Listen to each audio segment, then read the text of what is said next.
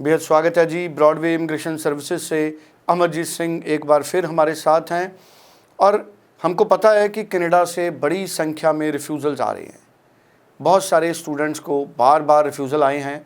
क्या उनके लिए यूके जाना ठीक रहेगा या उन्हें कनाडा में ही अप्लाई करना चाहिए? इसी टॉपिक पर आज अमरजीत सिंह हमारे साथ बातचीत आगे बढ़ाएंगे और पूरी क्लैरिटी देंगे। कमर साहब, मैं चाहूँगा कि पूरी जानकारी शेयर करें आप। नमस्कार दोस्तों, मैं अमरजीत ब्रॉडवे इमिग्रेशन सर्विसेज से। आज की जो बातचीत है वो खासकर उन स्टूडेंट्स के लिए है जो बहुत सारे स्टूडेंट्स जो कनाडा के लिए एलिजिबल हैं बट चाहते हुए ना चाहते हुए कहीं ना कहीं वो रिफ्यूजल्स फेस कर रहे हैं या अपने प्रोफाइल्स को बहुत ज़्यादा मेहनत करने के बाद भी इन एलिजिबल सिचुएशन में फेस कर रहे हैं। अब ऐसे बहुत से स्टूडेंट्स यूके का रास्ता अपनाने लगे हैं। तो बात यह है कि क्या यूके जाना उनके लिए बेहतर है या नहीं है, क्या उनको कनाडा ही जाना चाहिए या कनाडा ही जाने की कोशिश करनी चाहिए। तो इसी के ऊपर थोड़ी डिटेल में बातचीत करूंगा कि प्रेजेंट सिचुएशंस के अकॉर्डिंग कनाडा वाले स्टूडेंट्स अगर यूके ऑप्ट करते हैं तो उनके लिए किस तरह से बेहतर या ना बेहतर है यूके। कनाडा में ज्यादातर बच्चे नो डाउट रिफ्यूजल्स फेस कर रहे हैं। कुछ बजट्स के कारण अच्छे कॉलेजों में यूनिवर्सिटीज में अप्लाई नहीं कर रहे, उन्हें भी ये निराशा देखने को मिल रही है। पीटी स्कोर वीक होने के कारण भी ये निराशा देखने को मिल रही है। कईयों के फाइनेंशियल्स उतने ज्यादा स्ट्रांग नहीं है, उसके कारण रिफ्यूजल्स देखने को मिल रही हैं। अब ये बच्चे यूके को सेकंड ऑप्शन लेकर चल रहे हैं। तो क्या यूके उनके लिए बेहतर सेकंड ऑप्शन है? तो मैं कहूंगा बिल्कुल एक बेहतर सेकंड ऑप्शन है प्रेजेंट सिनारियो के अकॉर्डिंगली। क्योंकि आज की डेट में जितने भी बच्चे कनाडा के लिए एलिजिबल थे वो सारे यूके के लिए 110% एलिजिबल हैं। सारे बच्चे आराम से वहां पर अपना 100% वीजा सक्सेस रेट भी ले सकते हैं।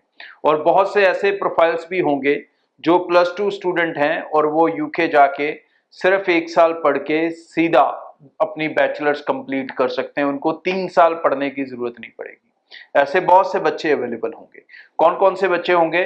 जो भी कनाडा जाने की कोशिश कर रहे थे, जिनके पास आइएलटीएस स्कोर 6 ओवरऑल 5.5 है, वो यूके अपनी बैचलर डिग्री सिर्फ 1 साल में कर सकते हैं।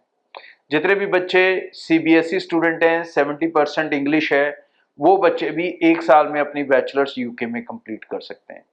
बहुत सारे जो पीजी डिप्लोमास के लिए जाना चाहते हैं, स्पाउस के साथ जाना चाहते हैं, ऐसे बहुत से कैंडिडेट हैं जो कनाडा एलिजिबल नहीं हो पा रहे या रिफ्यूजल्स फेस कर रहे हैं, वो सब यूके जा सकते हैं। और यूके जाने के अब क्या क्या बेनिफिट हैं? एक तो ये भी बेनिफिट है कि आप इटसेल्फ यूके में ही अपनी स्पेस बना सकते हैं, वहीं पर अपना वर्क परमिट, अपनी सेटलमेंट सब कुछ पॉसिबल कर सकते हैं। दूसरा यह है कि आप यूके में पढ़े हैं तो पढ़ने के बाद या वहां पर एक सर्टेन अमाउंट ऑफ एक्सपीरियंस लेने के बाद ऐसी सिचुएशंस फ्यूचर में दोबारा अराइज होंगी जहां पर आप अगर कनाडा ही जाना चाहते हैं तो स्टडी पर जाने की बजाय हो सकता है आप डायरेक्ट वर्क परमिट पे जाएं, हो सकता है आप डायरेक्ट पीआर के पॉइंट पूरे कर लें और आप उस पीआर बेसिस के ऊपर यूके जाएं, कनाडा में जा सकें, या अपनी फैमिलीज के साथ आप डायरेक्ट पीआर के लिए एलिजिबल हो सकें या वर्क परमिट्स के लिए एलिजिबल हो सकें। ऐसी बहुत सी पॉसिबिलिटीज बाद में भी खुलेंगी। और ना सिर्फ कनाडा के लिए, बाद में ऑस्ट्रेलिया के लिए भी ये वीजास लेने आसान हो जाते हैं, चाहे वहां पर ग्रेजुएशन करके ऑस्ट्रेलिया जाके मास्टर्स करना या ऑस्ट्रेलिया डायरेक्ट वर्क परमिट्स पे जाना या डायरेक्ट पीआर पे जाना, ये सारी चीजें पॉसिबल है। और यूएस के लिए भी यस, आप फ्यूचर में जा सकते हैं, यूरोप की बहुत सारी कंट्रीज के लिए अपना रास्ता खोल सकते हैं। तो अगर जो बच्चे कहीं ना कहीं कनाडा के लिए ज्यादा निराशा देख रहे हैं, 2 रिफ्यूजल 3 रिफ्यूजल इस तरह से सिचुएशंस को फेस कर रहे हैं, या अच्छे बजट के कारण वो कनाडा को अपना ड्रीम डेस्टिनेशन पर नहीं जा पा रहे, तो वो प्रेजेंटली यूके जाके अपनी फ्यूचर के लिए अच्छी प्लानिंग बना सकते हैं। और अगर फिर वहां से दिल करे, जो कि करने के चांसेस कम है, लेकिन अगर करे तो वो रास्ता जो आज आपको तय करना कनाडा के लिए बहुत ज्यादा मुश्किल लग रहा है, वो बहुत ज्यादा आसान हो जाएगा। इन सब चीजों को थोड़ा डीपली सोचें।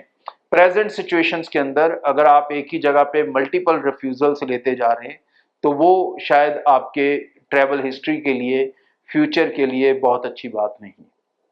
किसी भी फाइल को 1 या 2 बार ट्राई करना सही है, तीसरी बार भी ट्राई करना सही है अगर ये पता हो कि उसका रीजन क्या है 100%। लेकिन हर बार सिर्फ अंदाजे के बेस पे फाइल लगाते रहना और उम्मीद करते रहना, वो आपकी ट्रैवल हिस्ट्री को खराब करेगा। तो ऐसे खराब करने से अच्छा है चूज द डेस्टिनेशन जो आपको प्रेजेंटली 100% वीजा दे रहा है, आपके प्रोफाइल को एलिवेट कर रहा है, फ्यूचर के लिए आपका प्रोफाइल और ज़्यादा स्ट्रॉन्ग हो रहा है, क्योंकि आप अच्छी यूनिवर्सिटीज़ में पढ़ेंगे यूके में, तो डेफिनेटली वहाँ से पढ़े हुए स्टूडेंट्स की एक रेपुटेशन है। आपने देखा पिछले 3 साल में बहुत सारा बच्चा था ऐसा जो कनाडा एलिजिबल नहीं हो पाता था और वो यूके जाता था, फिर यूके से वो लोग कनाडा में, बहुत से बच्चे वहाँ से कनाडा गए, वर्क परमिट पे गए हैं, पीआर पे गए हैं, या टूरिस्ट वीज़ा लेके उस समय कनाडा के अंदर उसको वर्क परमिट में बदलने की ऑप्शन होती थी। तो ऐसे बहुत से रास्ते वो बच्चे अपना पाए। तो ये रास्ते बंद नहीं हैं, ये रास्ते उस तरह से अभी भी खुले हैं, सिर्फ आपको अपने डिसीजंस वाइजली लेने हैं।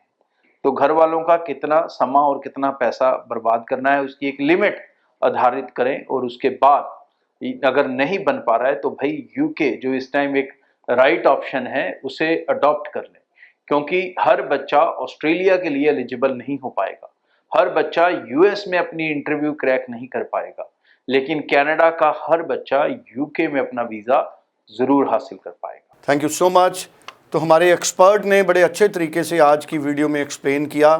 अब स्टूडेंट्स को कोई कन्फ्यूज़न है तो वो स्क्रीन पर दिए गए नंबर पर बात कर सकते हैं, उन्होंने फ़ाइल लॉन्च करनी है तो वो कॉल कर सकते हैं।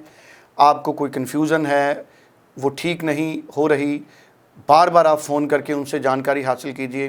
पूरी क्लैरिटी होने पर ही अपनी ज़िंदगी के फ़ैसले कीजिए। Thank you so much.